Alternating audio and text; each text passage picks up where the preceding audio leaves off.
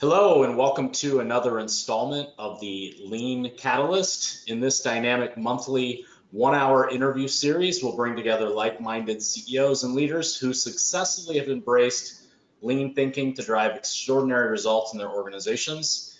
Through captivating conversations, we're going to dive into their remarkable achievements, uncovering the strategies, the insights, and the practical wisdom that have helped propel them and their organizations forward. Each series is going to feature an in-depth interview with a distinguished CEO who's demonstrated extraordinary leadership in lean principles. And it's a great opportunity for all of us to hear them share their experiences, strategies, valuable knowledge that others can apply to their own leadership journeys. A few housekeeping notes before we get into today's guest. Today's recording will be recorded, and the email that you use to sign up and register for this webinar will be sent to you a day after the conclusion of today's webinar in an audio recording. You can use that recording and access that recording as many times as you so choose after the webinar today. Additionally, there are some handouts available for today's webinar. If you peruse the GoToWebinar control panel, you'll notice a drop-down box called Handouts 2 of 5. Inside of there are 2 PDF attachments that you can download and read, which are relevant to the conversation we're going to have today. The first one is an article entitled 7 Ways CEOs Lead a Lean Company Differently Than Their Peers. And the second PDF handout is called Becoming a Lean CEO, 14 self-reflection questions, and that can be done on an individual basis, or that can be done as a diagnostic with your team, which we recommend is to walk through those questions with your organization, with your direct reports, to see how you stack up or fare against what best practice would be in a lean culture. You can share the link to this presentation to anybody in your organization. So if folks did not have an opportunity to participate in today's webinar live, you can forward the recording to them as well, as often as you'd like throughout your organization, both inside and outside. That is perfectly fine. And without further ado, it is my distinct honor to introduce you to today's guest, Gary Michel. Hello, Gary, how are you? Hey, Damon, how are you? It's my honor to be here with you. Great. So Gary is calling us today from Ghana, Africa, where he is on a voluntary mission for his charity, which he may talk a little bit about, because there is a lean element to what they're doing in Ghana right now. And he may have some potentially bandwidth issues, so I may ask him to turn off his video at some point in case the audio is not coming through crisp or clear. But I want to thank Gary for taking time out of his busy schedule over there with the admirable work that he's doing with his charity. So a little bit about Gary. So Gary recently retired as the chairman and chief executive officer of Jeld Wen, Inc., which is a leading global manufacturer of building products. You may have seen their windows, Jeld Wen windows. Jeld Wen had 25,000 employees in North America, Europe, and Australasia. And Gary's background, he has more than 37 years of strategic planning experience, business transformation experience, operations and lean manufacturing leadership experience. And he's got a proven track record of accelerating growth inside the organizations that he's worked for, and also delivering strong financial results by creating a premier performing values-based organization, which he's going to talk about. He joined Jeld Wen in 2018, and prior to that, he was with Honeywell, which is another company that has a well-established lean business system. And while at Honeywell, he served there as a president and chief executive officer of what they call the Home and Building Technologies Division, HBT Group. And prior to Honeywell, he was with Ingersoll Rand, another company that has a pretty well-established, mature lean business system. And he was there for several decades. And while there, he also served as a member of the company's executive leadership team as a senior vice president of the residential heating, ventilation, and air conditioning business, which was known inside of Ingersoll Rand as Trane. So you may have seen Trane air conditioners in your journeys. And then Gary also holds a Bachelor in Science from in Virginia Tech in mechanical engineering. So he's an engineer by heart, and also has an MBA from the University of Phoenix. Does that sound like you, Gary? Did I get it right? It sounds like just an old guy with has been around. Yeah. So Gary, talk to us about your lean journey. So how did you first get involved? When did you first come to learn about lean, Kaizen? What was sort of your first initial experience with it? I have to say, like I said, being an old guy goes back a ways. I would say I probably learned about lean before I knew it was called lean. A lot of people on the phone call as well. You grow up in operations, you learn about flow, you learn about a lot of the elements of what ultimately would be lean. But I ran a business the old road business that Ingersoll ran. I was running that at a time when we were struggling with meeting demand, and we had some new products. Road construction in general was pretty hot, and we were struggling to get some products out. And in those days, the front end of the business and the back end of the business they were related but somewhat separate. We didn't necessarily have the type of PSYOP and type of inclusive look at it. The front end worried about the front end selling stuff and demand, the back end worried about just getting it out. And what I saw happen in our business was the application of flow and visual management, all the things we would expect today on a good lean designed line being deployed to take care of a problem, really to solve a problem, which was a demand on a particular product line. What became interesting to me was the operations guys kind of led this transformation, and I started changing my behavior, right? Because the visual management was there, I was being led to really go to Gemba a lot more than I probably did at that time, which brought us to this other piece where we had another product that wasn't quite as it wasn't quite as high volume and low variability, had a little more variability to it and a little less volume. But the guys the teams really went after trying to make that flow as well. And what I saw it ended up being brilliant, right? They took what was being station built that took really months to build this product and ultimately put it into flow lines and brought it down to weeks, if not even days. I mean, the amount of time, the actual assembly of the final product actually took, maybe less than a day once they had figured out how to flow everything else.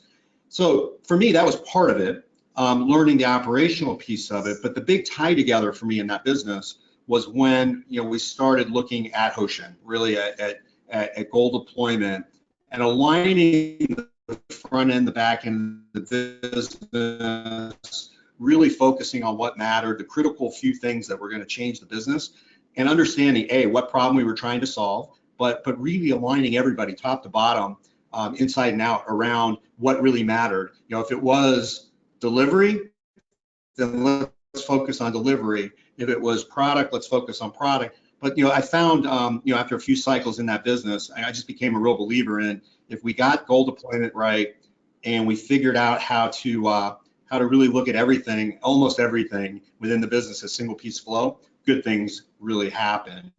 And over a number of transformations over the rest of my career, I've become a real believer. Was this during your time at Ingersoll Rand, is what you're describing? Yeah, so this was a time, the business Ingersoll Rand does not own anymore. I mean, Ingersoll Rand has changed a lot, but it was definitely the road construction business is where that really kind of started for me. So that would be the ways back, but that's where it was. What would you describe the level of maturity of understanding of lean in that organization at the time? Were you going into uncharted territory? Did you find yourself having to convince your leadership team to come to the same conclusions and become as zealous about lean as you were, or were they already there and you were meeting them where they already were? Can you talk a little bit about that change management that you had to go through culturally with the leadership team inside your organization in that early period?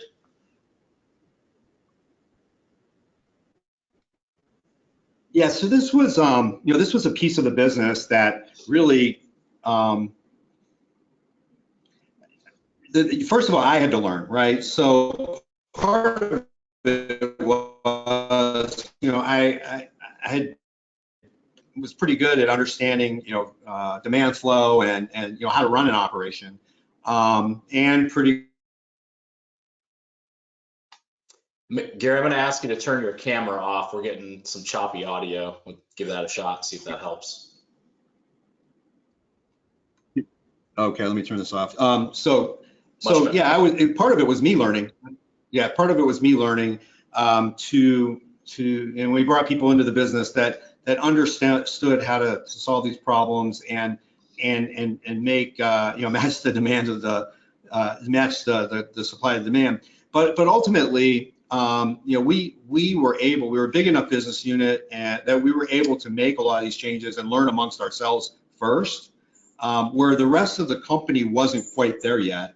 There were other pockets, certainly, of people doing either goal deployment or different views towards leaning their operations. We certainly weren't novel or new at that, but it wasn't necessary at that point. It was not an enterprise-wide endeavor. I've always believed you can start it wherever you are, once you start getting results, in your area, it could be a function, it could be an operation, it could be a business.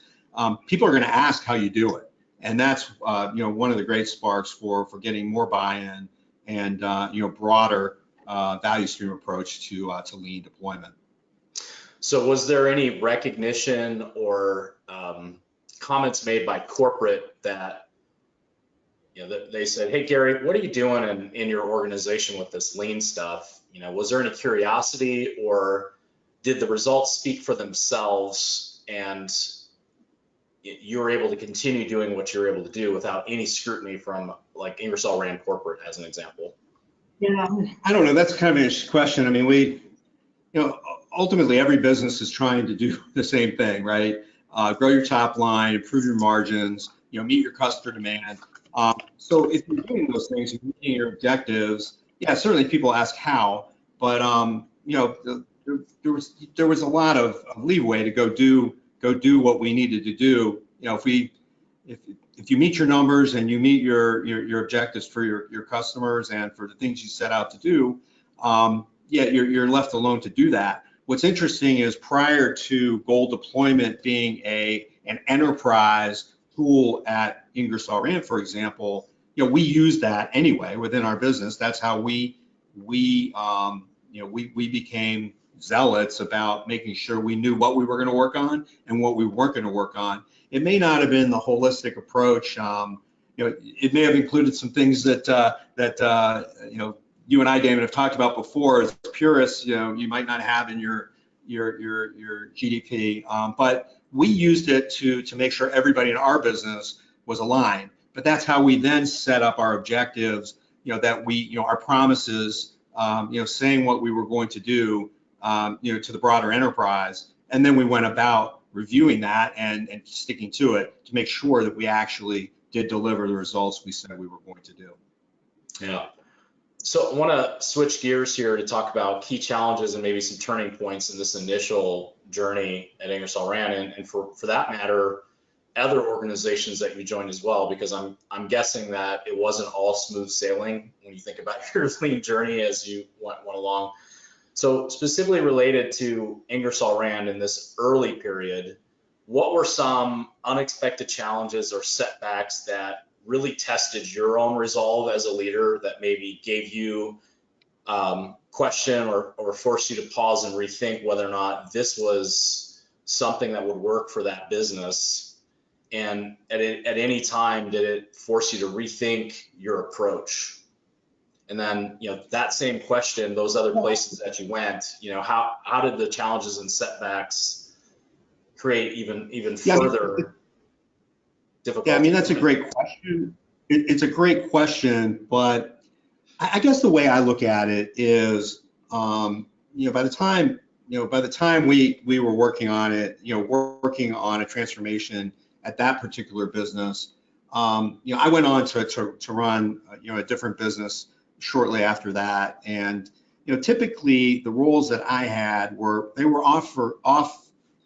almost always around transformation. Something in the business needed help. It could have been a market driver, it could have been a strategy driver, it could have been operations, it could have been organizational.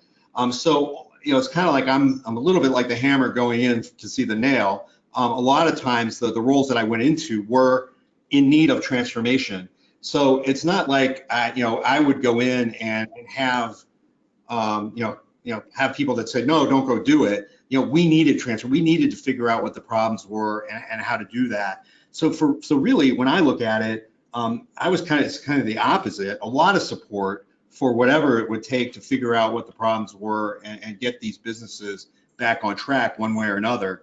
A lot of it had to be, a lot of it's around focusing on and understanding, what's the critical few things or the critical thing we need to focus on first and get everybody aligned around it. And make sure that, that we put the right resources to that. A lot of it comes back to problem solving. I've said numerous times in my career, I probably taught problem solving more than anything else, no matter what level in the company that I've been, because that ends up being really where we start. Before we do anything else, I've always, we start with problem solving. Where are we? What's the problem we're trying to solve? Where are we? What do we know? Where do we need to go? And how do we make sure we get there? And what are the resources and investments that we need to do to get there? So problem solving ends up being kind of the thing that happens. I was lucky at Ingersoll Rand. By the time, I might have been introduced to it, at a different time. That business ended up, being sold by Ingersoll Rand. But there was an enterprise-wide strategy towards transformation by the time I was doing many of these other ones. A little different when I left the company and went other places, but within Ingersoll Rand, I never really sensed that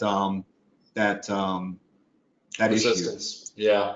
So it sounds like you had a understanding executive leadership team, at least at corporate, and support and movement towards an enterprise-wide business system, which made what you were doing perhaps easier, for lack of a better word. How necessary, though, you talked about going into these turnaround situations and using lean as the way to drive change in an organization. How necessary is it to have a burning platform? Does the business need to be struggling to justify an adoption of a lean business system strategy? What's your thoughts on that? So I think it really helps when you do have, when you're able to articulate something that aligns people. I talk about a rally cry. When the organization, when your team understands, really what it is you're trying to do. It's a few simple words that everybody understands what we're trying to do, but it stems from problem solving per se. But like I said earlier, most businesses want to grow their top line. They want to improve their bottom line. We want people to be engaged. I'll talk in a few minutes about what I call a great company. But the way to align people around that is, hey, we're going to grow our top line today is not necessarily motivating, and people don't necessarily know what their role is in playing that. But if you can articulate the problem you're trying to solve and make it a cause for the company, have a rally cry, that really is something you can repeat over and over again. It's part of communicating and being transparent about what it is you're trying to do. And if you can get people excited about that rally cry and make it so that they understand their particular role and their contribution to that improvement, that growth, that opportunity, whatever it is, that really helps. Then you can align all of the things that you do around the critical few things that will move you in that direction, right? You make sure that you've got people doing the work that needs to be done, that they're engaged in that. So for me, it's always been that. Has there been resistance in organizations? Absolutely, right? Which is the other part of it is as you go into a new transformation or into a new group is maybe start small, right? yes, work on the rally cry, get people aligned, make sure people understand that, but also try to start small. Have a model line, have a model piece of the business where you can go and show some wins. You can try some things out and do it before you go broad, right? Start small, get it right on a small basis, and then maybe that business or part of the business will be ahead of everybody else, but because they're winning, because you're showing the right results, other people will want to follow. And typically when you do these transformations, engagement spikes in a lot of these areas because you're trusting people and empowering people, engaging people in doing that work. Garrett, how does a track record of historical success, we're dominant in share, we're highly profitable, we're taking share from competitors, and on all fronts, it appears that the business is winning.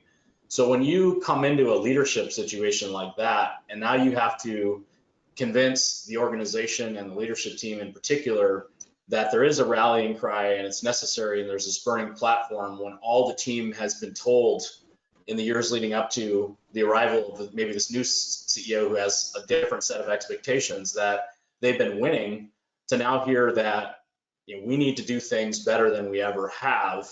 So the old adage, like, success breeds complacency, and then complacency leads to demise, right? Like, this hubris of winning all the time entitles people to think that they're going to continue to win without expelling the same effort required in order to keep winning. And it's part of the reason why it's so difficult in sports to repeat as the championship team, because the effort required to get there is no different year to year. And not only that, now that you have the trophy, every team plays you differently, knowing that you're the champions. And the same thing happens in business. When you're number one in share, everybody's waking up thinking, how do I take what they have, right? So can you just comment about expectation settings as a leader, and how do you create this environment where people need to embrace that reality?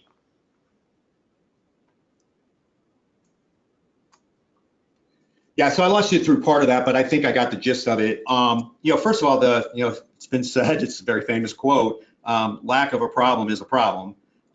So I think that you always have to be cognizant of the fact that there are opportunities and problems within the business to solve. I've never been so blessed that I've never ever had a problem to solve. So that's one thing. But I think I'd like to go back to, again, I talked about businesses all want to grow their top line. They want to improve their bottom line. It brings me to what I have a definition of a great company, which is what you're trying to describe a little bit. To me, a great company is one that people want to work for, people want to buy from, and people want to invest in. And I will add, I've always added that a great company always does the right thing.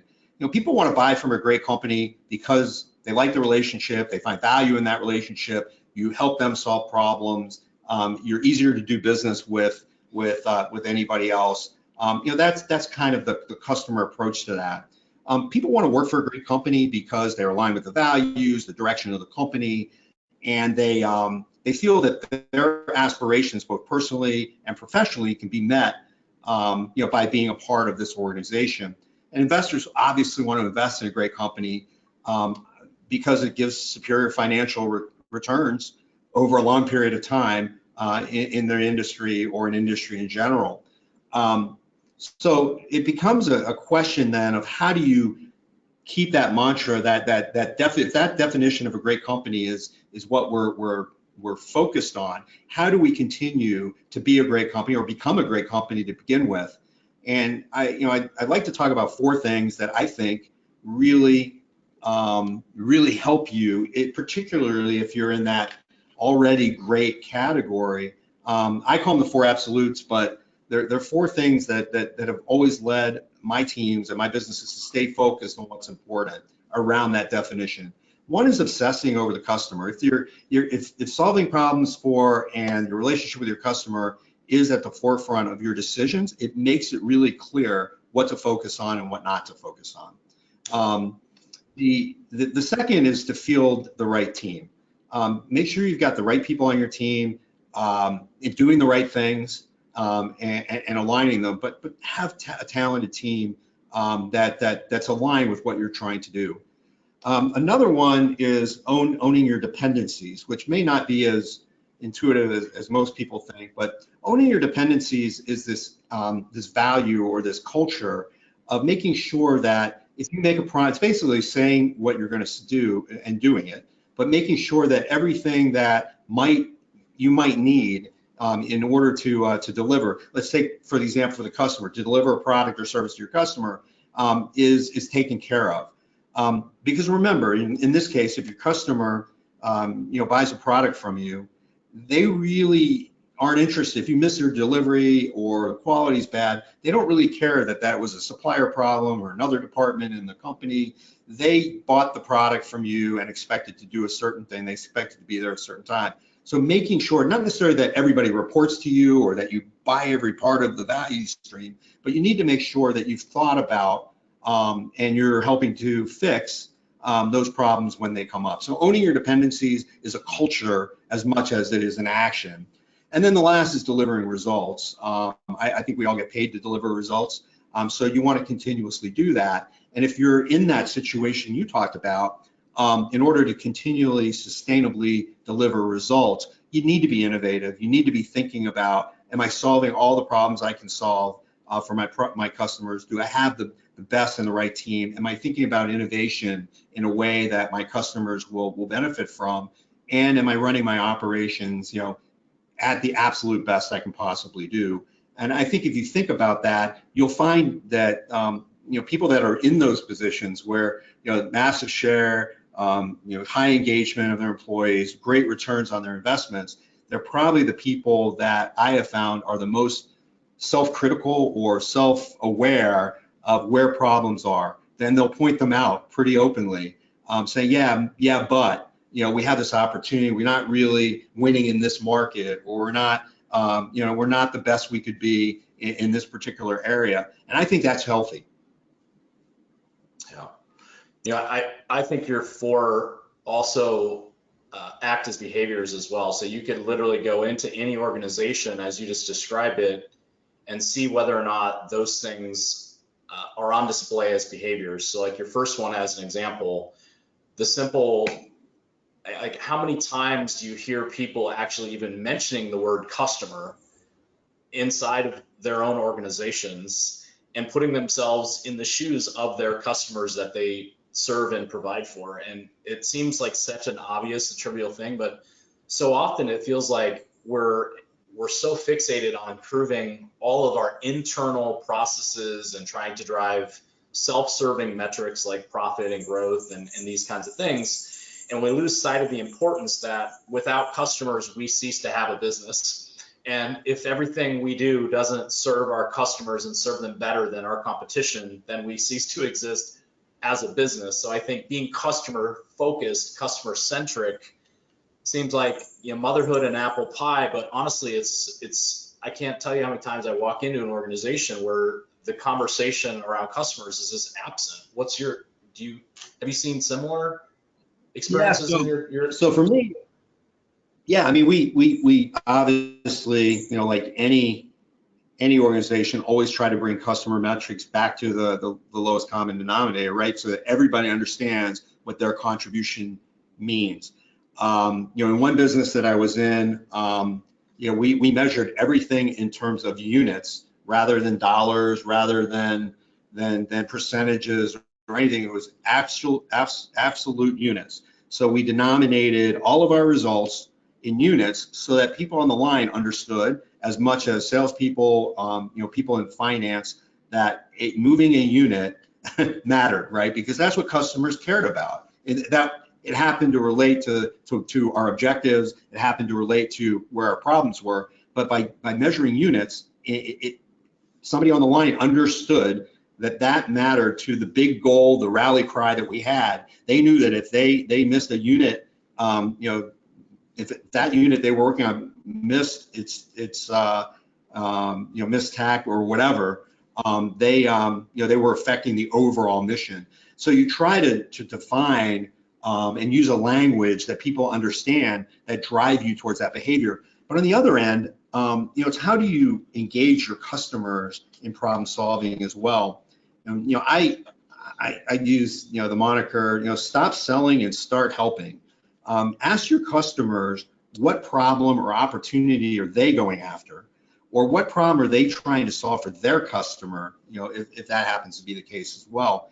And it's amazing when you take away the shackles of, I didn't say related to the business that I'm in today or related to products I sell you today or services. I just said, what is your biggest problem or opportunity? And it's amazing. You get into a really good conversation about what matters to your customers. And then you can make decisions on, do you want to be part of helping them solve their biggest problems? And if you do, that's going to go right back to, what we talked about in the definition of a great company. Customers are going to find value in your relationship. You're helping them with something that may not be part of what you do today, or it may be. But if you can find a way to help them solve their problems or go after their opportunities, they're going to be beholden to you. And if you can create that type of culture within your organization about every step, every customer, internal or external, well, now you've got a more tight value stream all the way from the front to the back. You're solving the same problems. And isn't that the essence of what we really try to teach? If we're all trying to solve the same problem, we know what it is, we know how to go after it, and we know what our contribution is.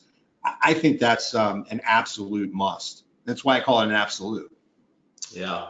Lean applied to the business value stream, sort of end to end as it relates to translation of goods and services to a customer, removing all the wasteful activities in that value stream so that you continue to add more value for the customer, is like reducing the complexity, reducing the handoffs, the cycle time, all these kinds of things. So you're talking a lot about complexity reduction, which I think is a great segue to your book.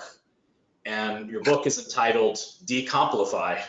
So for people that maybe are not aware that you're publishing a book, talk to us about why you chose to write the book. What's the title about, and what should people expect to see in this book, and where can we find it? Well, in one of my earliest leadership roles, it was a field role. I led a team that was, remote from headquarters, if you will. And, all we wanted to really do was take care of our customers. It was a sales and service branch. We really wanted to take care of our customers. And I got frustrated a lot with the stuff that came down, right? The stuff we had to do, forms to fill out, reports we had to do things a certain way. And I always got frustrated with just kind of how remote it seemed that we really were, right? We wanted to do one thing, and this was going on. Now, they may have been right, but, and I shared with a colleague of mine, we shared the same frustration, and he used this word complify. They complify things. And for the next 30, almost 40 years, I've used this word complify so much that people started associating it with me. And so late last, kind of this time last year, after I retired, people kept saying, well, you should write a book, And I thought about, is there a book around Complify? And the title just kind of happened, Decomplify. And we look at how simplicity, helps with stabilizing businesses, transforming them, and helps with innovation. It's got story, it's about how to make things simpler, right? Focus on the things that matter. And it starts with the definition of a great company that we talked about in the 4 absolutes, and applying those really to a leadership journey. It's more of a leadership book, and with examples and stories in it.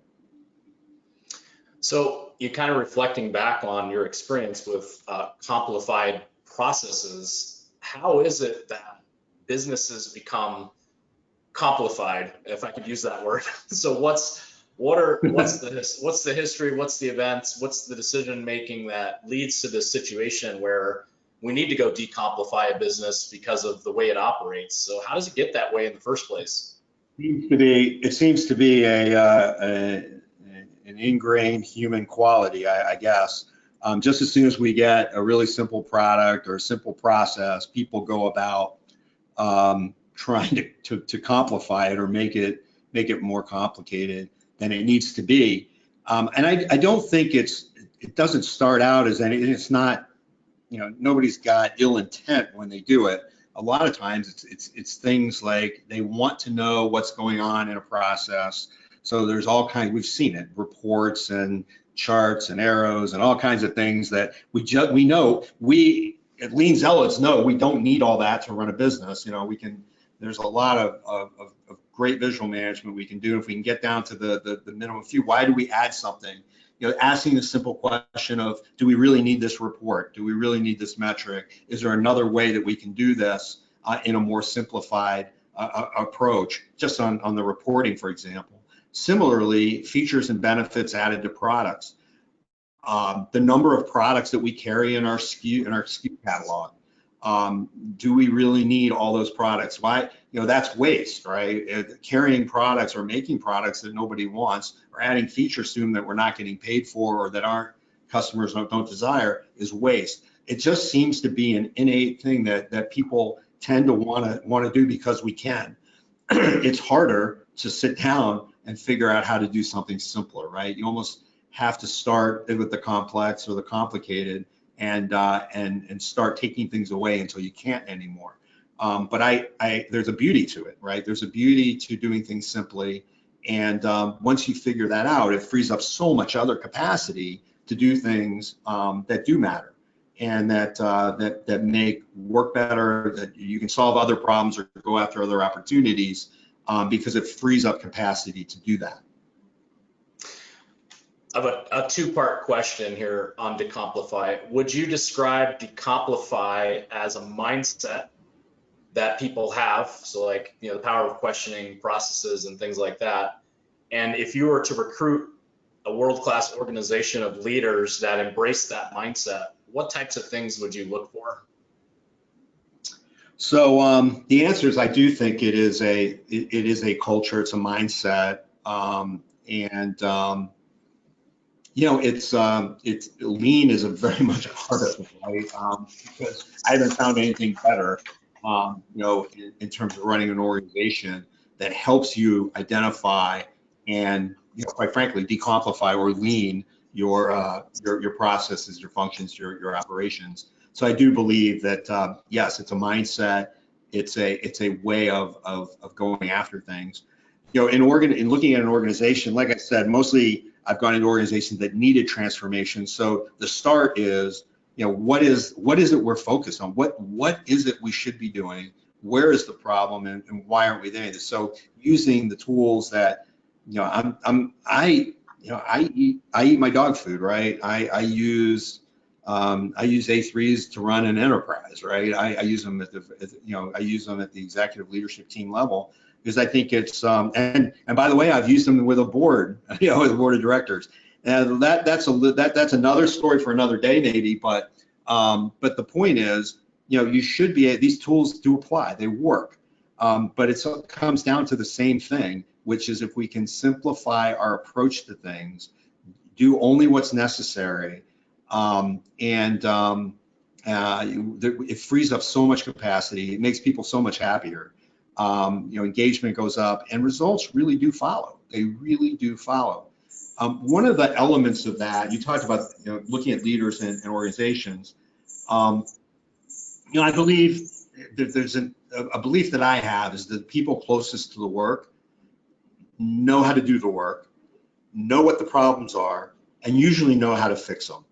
So when you talk about the leaders, as you did, it's our role as leaders to understand, and we can check that, but we need to go and see what they're doing. What are the problems that they're struggling with, no matter where it is, on a factory floor, it could be salespeople, service people, even at a customer location.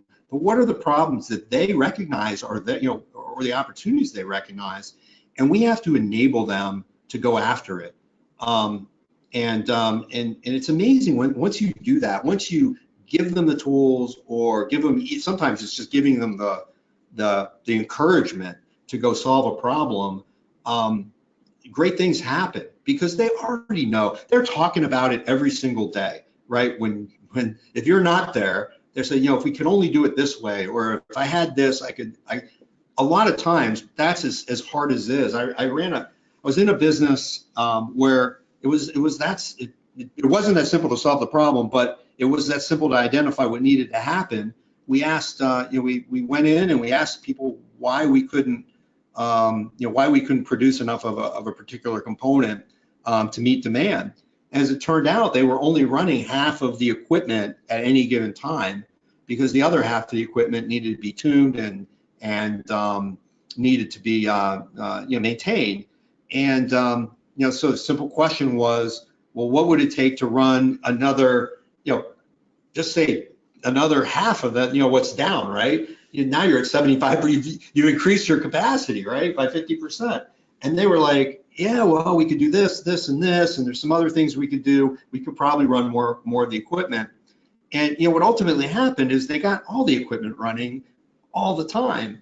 And so they doubled their capacity, right? Without adding any people, adding any investment, real investment. I mean, it was little things. But the question we asked them at the end was, why, if you knew this all along, why didn't you, why is it just now? And these people had worked in this department a long, long time. And their answer was nobody had ever asked.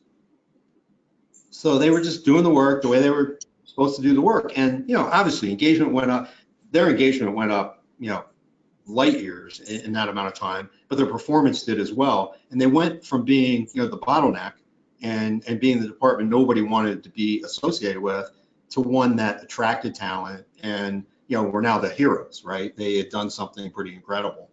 Yeah. I venture to say that most businesses have a place like that, that if you just go ask, you're going to find out a lot of what's going on in your organization, and where there are opportunities to improve. Yeah, I think it fits so nicely with what you said earlier about creating this problem-solving culture. You walk into a part of the organization and you teach people how to think differently and how to look at their work differently through a new set of glasses, if you will, waste glasses or lean glasses. And once they experience that positive change in the ability to be empowered to solve problems, to close the gap, to realize new levels of performance, they go on to surprise and kind of delight you because they take that thinking to new frontiers that maybe you didn't even think about because of how much knowledge they have intimately about the process. They're able to connect the dots, and the gas that got poured on the fire that was always there was leadership empowering people to solve problems by setting higher expectations, right? So I think and many organizations that's lacking, right? It's just expectation setting. Yeah, I think it's kind of that conundrum, that secret that nobody really ever realizes until you do it, right? It's by asking questions and allowing people to do the work that they know how to do best, and giving them the resources. This, I hate to use the word servant leadership because it's overused in the wrong way a lot. But if you actually ask questions and let the people doing the work, no matter what the work is, tell you how to do it, or how they would do it, you're going to find some really great things. It's kind of that letting go of this idea.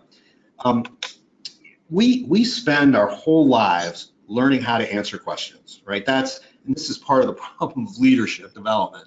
We spend our whole life learning how to answer questions the best we can. The person that answers, if you answer the question best, you're going to get an A on your test, you're going to get promoted, you're going to get a raise, and then we become leaders of these big organizations, and we think that what got us there, answering questions the best, is going to be the, still required. The reality is that leaders really, it's not about answering questions better, it's about asking questions.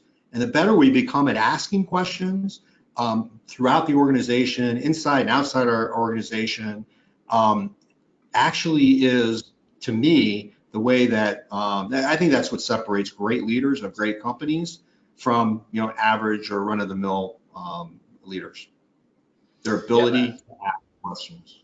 Yeah, and I would, in the quest to answering questions, if I kind of reflect back on my earlier career before I got into an organization like the one you described, it was answering questions to deflect blame and to not get more work, to place the That's a blame good, elsewhere, David.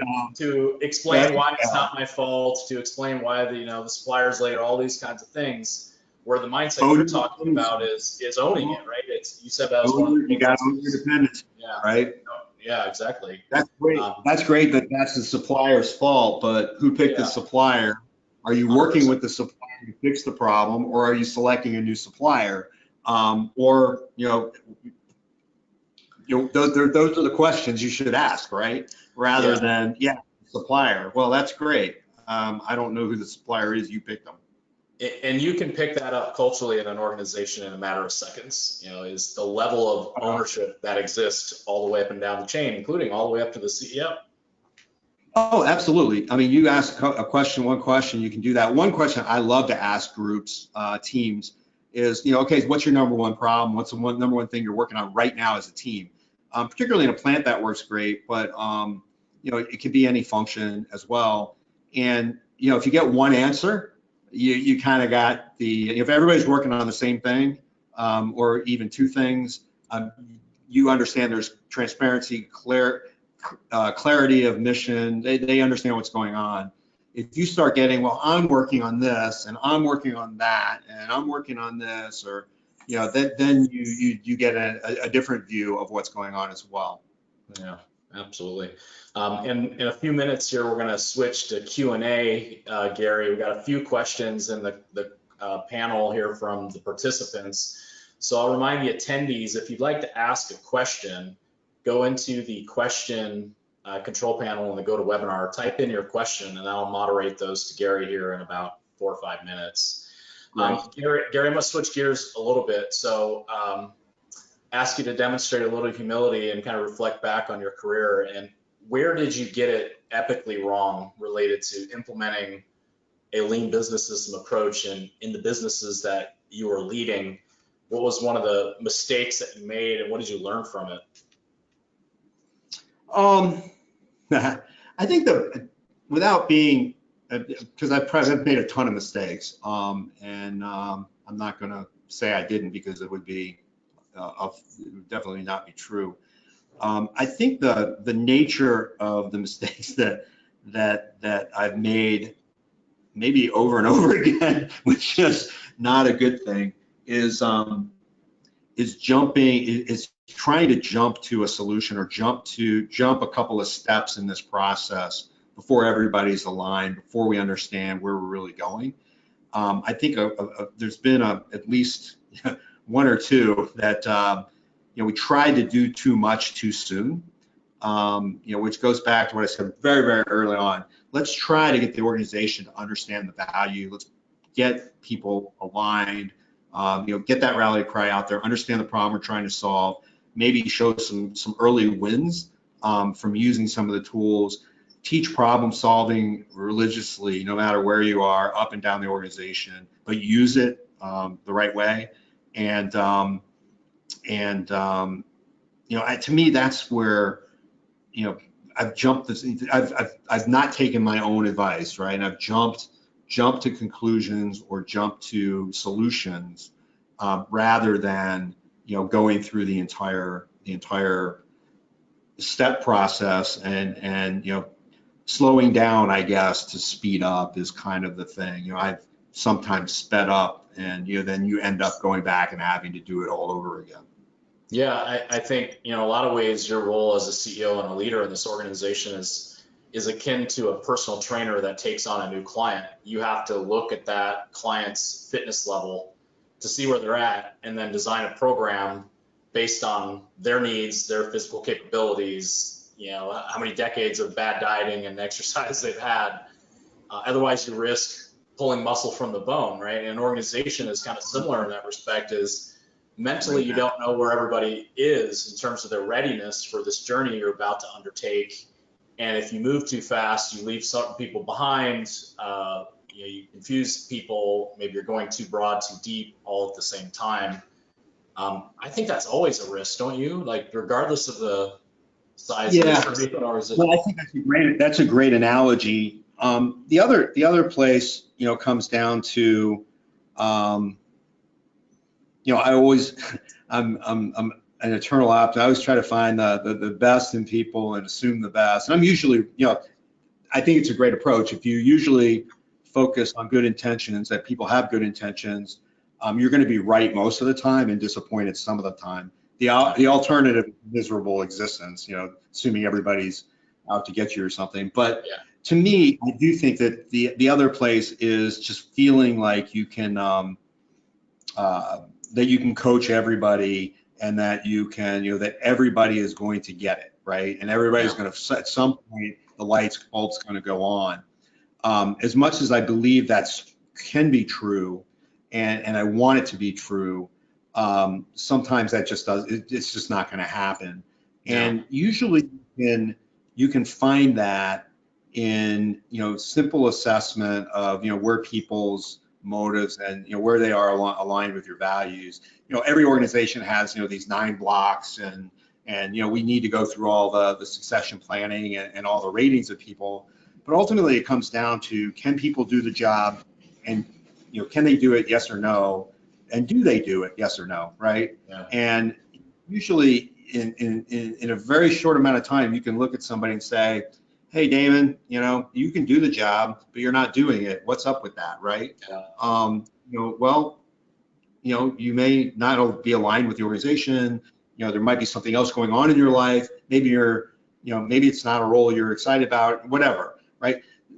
The alternative, and those are coachable people, right? That's a coaching opportunity. Yeah. If you can't do the job and you're in that role, that's our responsibility. We probably put somebody in over their head. We didn't give them the training or the tools to do it. That's on us as well.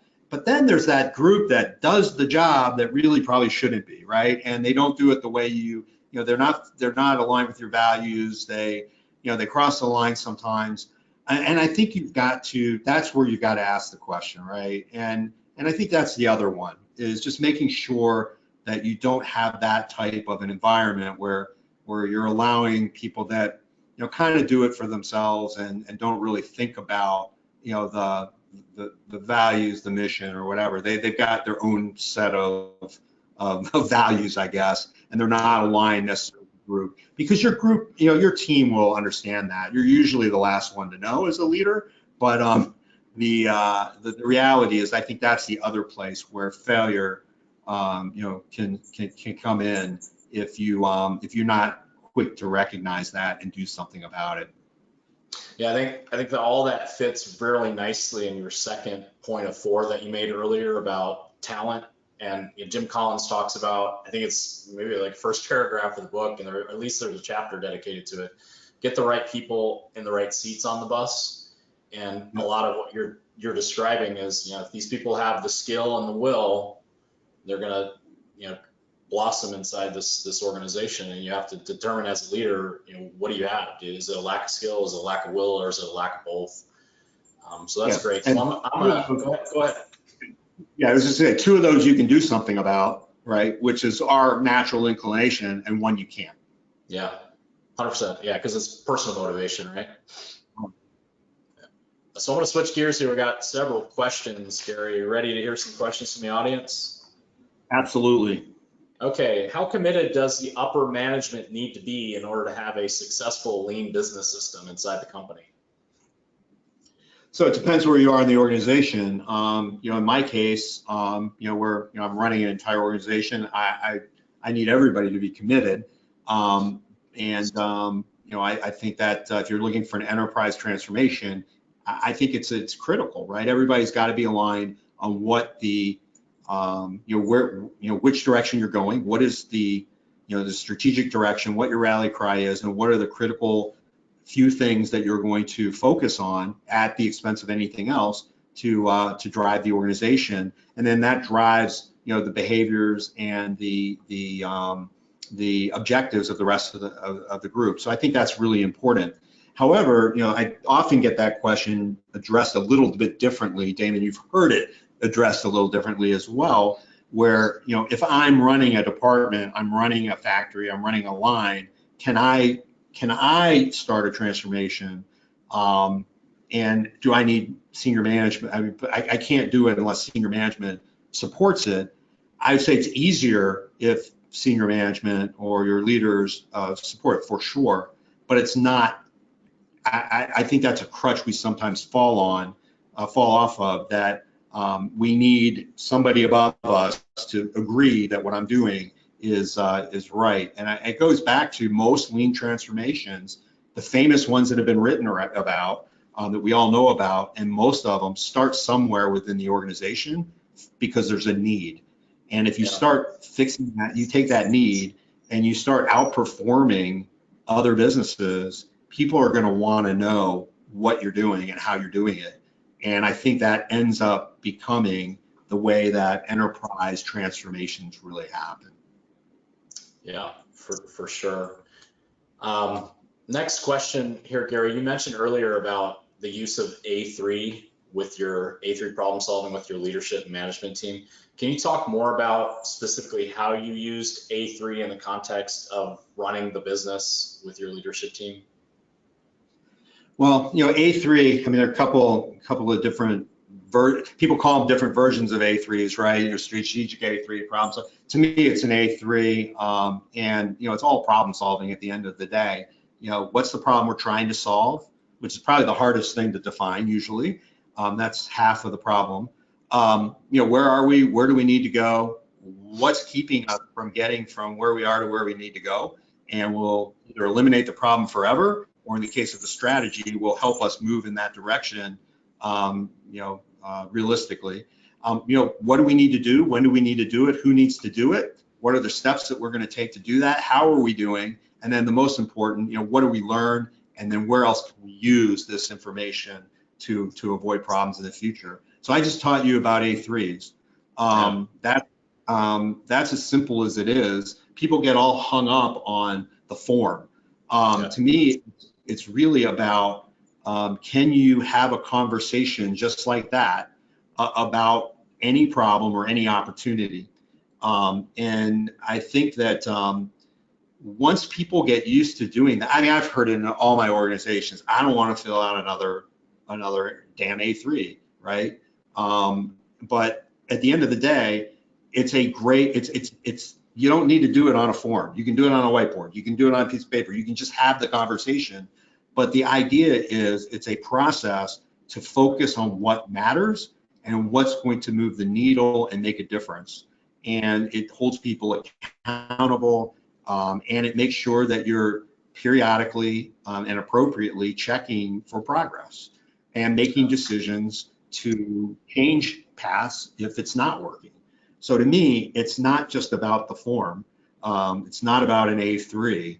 It's about creating a culture that people talk about what's going on in a particular way.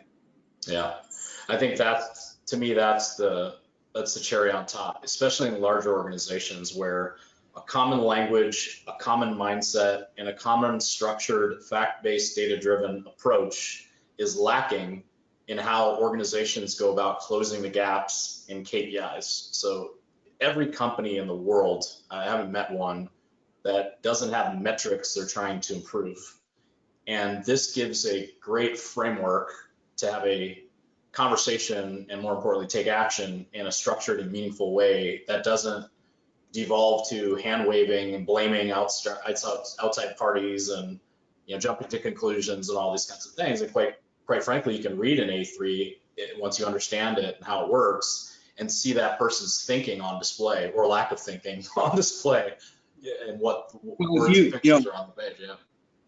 So at a senior level in a company, you certainly did this at Jeld Wen, and in other of my bigger enterprise roles. Really ran the business at the tracker level. Started at the tracker level. We can all read the financials, right? But we had a tracker. It was built off of our Hoshin, of our X matrix. Obviously, that was part of what drove it. But we also put in watch metrics, financial metrics onto the tracker, and as a quick snapshot, on a monthly basis, I can look at that, right? And if you're red, we had rules, but if you're basically, if you have something red, you're gonna have an A3, right? It's just that you miss. Now there's some, there's some license, if it's trending, if it's trending to the positive and you got that answer or whatever, there are reasons why you may not have one. But for the most part, it allows you to quickly, visually determine the health of each of your segments, businesses, functions, and the collective, right, of the entire enterprise, and know real quick where you need to drill down and determine if we have a problem or not. But also by looking at it that way, in the same way, you also understand that if you're missing in one place, is there something that can at least remediate that miss for the enterprise, right, or for somebody else, so that, is it a burning red, or is it a red in one area? And I think it's a healthy way to run a business. It's not for everybody, I guess, but it's certainly a way that I've found is very successful to transform businesses and to run them. Yeah, well put. Gary, we're at time. That was a really fast hour, and I'd love to do some more segments like this. Is there any parting wisdom that you can give the participants on the call as they're about to either embark on their own lean journeys, or perhaps reset and re-engage the energy and the passion around the lean journey, what piece of advice or guidance would you give the people listening today? Go and see and ask questions. Start your journey. Start it small, and ask a lot of questions. But engage. Get going. Pick a tool. Pick a problem, and go work on it, and then start to build out your full transformation once you've got an idea of really where you want to go. I think great things will happen once you get started. Don't be afraid to start. That's great advice. Thanks, Gary. So the book, again, is called Decomplify, and it is available now. Gary, where can we purchase this book? Wherever you buy your books, you can pre-buy it on Amazon and Barnes & Noble, for example. It will actually ship on January 2nd. Great. So we will include a link to the book as well, and an email to the folks listening on the call. So thank you again, Gary, taking time out of your schedule and the great work that you're doing in Africa this week. And I'd like to encourage everyone on the call. Hopefully you learned some great experiences and some guidance and some tips from Gary and his background and his journey. And I invite all of you to participate in next month's version of this, where we'll have another installment of the Lean Catalyst, where we'll have another lean thinking, lean-minded CEO that will share their experience as well. Thank you all, and have a great rest of your week. Bye now. See you, Gary. Thank you. Thanks.